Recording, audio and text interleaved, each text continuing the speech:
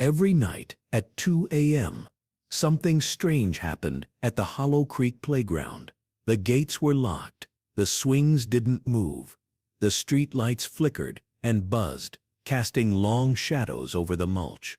But if you looked closely, beneath the middle swing, there was always a fresh patch of disturbed dirt, like someone or something had been digging. Before we begin this powerful tale of silence, sacrifice, and forgotten heroism, tell me, in the comments, what city you are watching this from. And if you believe stories like this need to be remembered, hit that subscribe button.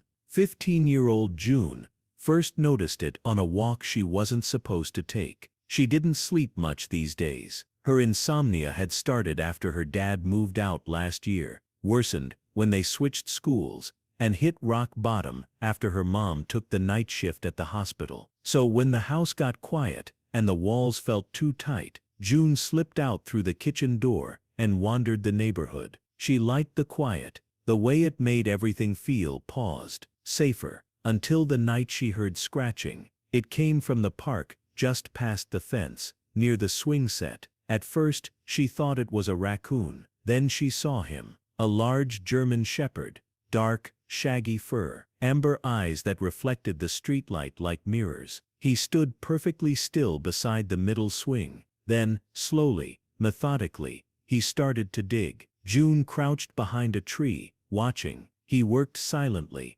using both paws, stopping every so often to sniff the earth. After a few minutes, he paused, looked up, straight at her. She didn't move, neither did he. Then, without warning, he turned and disappeared into the bushes behind the playground fence. The next morning, June returned. The dirt beneath the swing had been flattened, covered again, but clearly disturbed, like someone had tried to hide the fact it was ever touched. She bent down. No bones, no trash, no toys, just soil, still damp, still loose. For the next 3 nights, she returned. Each time, at exactly 2 a.m., the dog arrived. Same path, same spot, same digging, and always he looked at her before he left, almost like he was checking, like he wanted her to follow. On the 5th night, June brought a flashlight. She waited in silence behind the benches, her breath visible in the cold. 2 a.m. The swing chains rattled once. He was here. This time, she didn't hide. She stepped out slowly, the flashlight pointed low. The dog paused, dirt on his paws, and watched her approach. "Hi," she whispered. No growl, no bark, just silence. She moved closer. He didn't run. He dug again, twice, then stepped aside, and waited. June looked down, fresh earth. She hesitated, then dropped to her knees and pushed her fingers into the dirt. Just a few inches down, something hard met her touch. Wood. She scraped around it with shaking hands. It was a box, small, rough, nailed shut. She lifted it out of the ground and held it in the beam of her flashlight. There, written in faded black marker, for June. Her heart stopped. She looked at the dog. He was already walking away, into the dark. June didn't open the box until morning. She sat at the edge of her bed,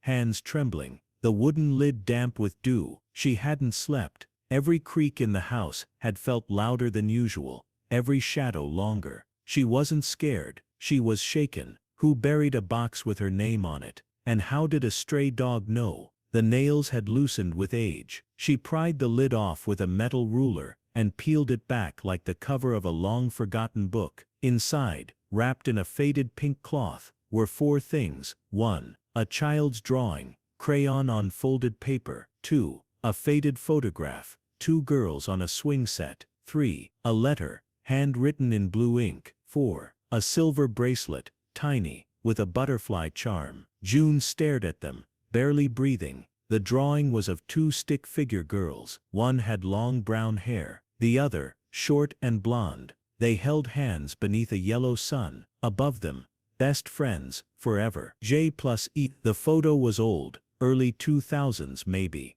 The same girls, laughing, on the very same swings where the dog had dug. And the letter, "Dear June, if you're reading this, it means Max finally found you. He's smarter than anyone gives him credit for. I don't know if you remember me. Maybe you do. Maybe they made you forget. My name is Ellie, and I was your best friend. June froze. The name pulled at something in her, something buried. Ellie. She hadn't heard that name in years. She read on. We used to play in that park every afternoon. You called the middle swing ours. That's where we met Max. He used to belong to the man in the gray house across the street. The one Mom told us not to talk to. One day, you weren't at school. They said you got sick. Then you moved. But I knew something was wrong. I tried to tell people. I tried to bring Max to show them. But no one listened, so I buried this. I thought maybe one day, Max would find you. And if you found this, maybe it means the truth can finally come out. The letter ended without a signature. June read it 3 times before realizing her hands were shaking. She grabbed the photo again. The girl with the long brown hair, that was her. She recognized the dress, the scrape on her knee, but the blonde girl, she didn't remember her face at all. That afternoon, June asked her mom a question over dinner she hadn't asked in 10 years. Did I ever have a best friend named Ellie? Her mom froze. No, she said too quickly. Why? I found an old drawing at the park. It looked like me and someone named Ellie. Her mom's eyes flicked to the window. You had lots of friends when you were little. Don't read too much into it. But she was lying. June could see it, feel it. She went to the public records building the next day. A quiet hallway of filing cabinets and forgotten printouts. She asked the clerk for school rosters from Hollow Creek Elementary, 2008 to 2011. There, on a sheet from Mrs. Landon's first grade class, June Halstead, Ellie Carter. They'd been in the same class, same year, and yet, June remembered none of it. That night, she returned to the playground. Max was already there, waiting. She sat beside the swings, the box in her lap. You brought me this, she whispered. Why? The dog didn't move, but he stood after a moment and walked past the swing set, beyond the mulch, toward the trees. June followed, through the woods, across the creek, until they reached an old sagging shed behind the back fence of the old Carter property. Max pawed at the door.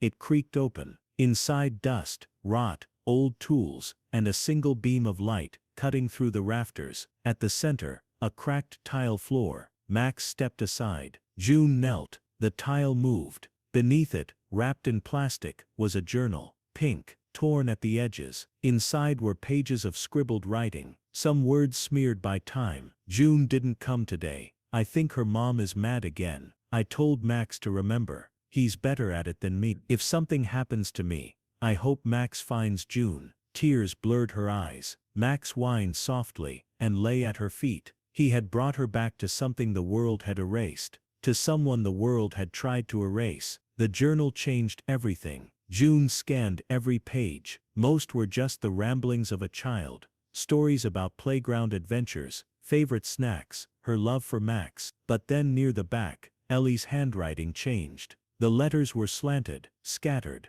Afraid, he yelled again. I hid in the shed. Max barked but no one came. If I don't come back, tell June I tried. June clutched the pages to her chest. The air in the shed felt thinner now, closer. She didn't know what had happened to Ellie, but something terrible had, and Max had carried it alone, for 10 years. June brought the journal and the photo to the local sheriff's office. She explained everything. The box, the letter, the playground, the shed. At first they were skeptical. Then she mentioned Ellie's last name, Carter. A pause. One of the officers leaned back. That name's not on any missing person record. June opened the journal. Because no one ever reported her missing. 2 days later, investigators uncovered the truth. The Carter family had moved away suddenly in 2012. Neighbors said they left in the middle of the night. Rumors of abuse had circled for years, but no proof ever surfaced. Until now, buried beneath the floor of that same shed,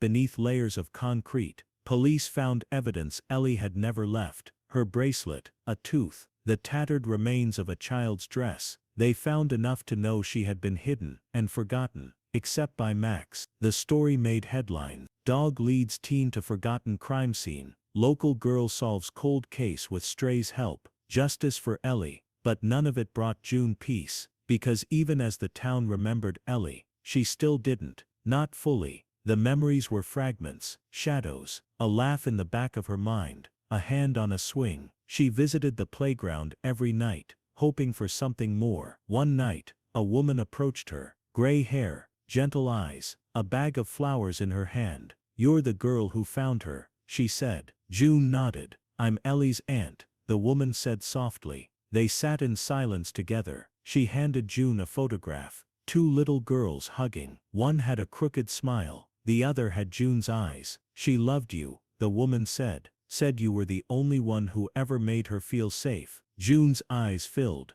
"I don't remember her," she whispered. "But Max did," the woman said. "And that's enough." The town built a memorial at the playground. Beneath the swings, where Max dug every night, now stood a plaque. "In memory of Ellie Carter, 2005, 2012. You were never lost. He just needed someone to listen." June visited often. She brought fresh flowers. Sometimes she read aloud. And Max, he came only once more. It was a full moon. June sat beneath the middle swing, the journal in her lap. At 2 a.m., she heard soft paw steps. He emerged from the trees, slower now, his coat grayer than ever. He walked to her, pressed his nose to her hand, and curled beside the swing. For the first time he closed his eyes, and stayed. June buried him at the edge of the playground, under the tall oak tree that overlooked the swings. She placed the photo of Ellie and herself beside him, wrapped in the pink cloth, and a new plaque. "Max, he remembered, he returned, he never gave up."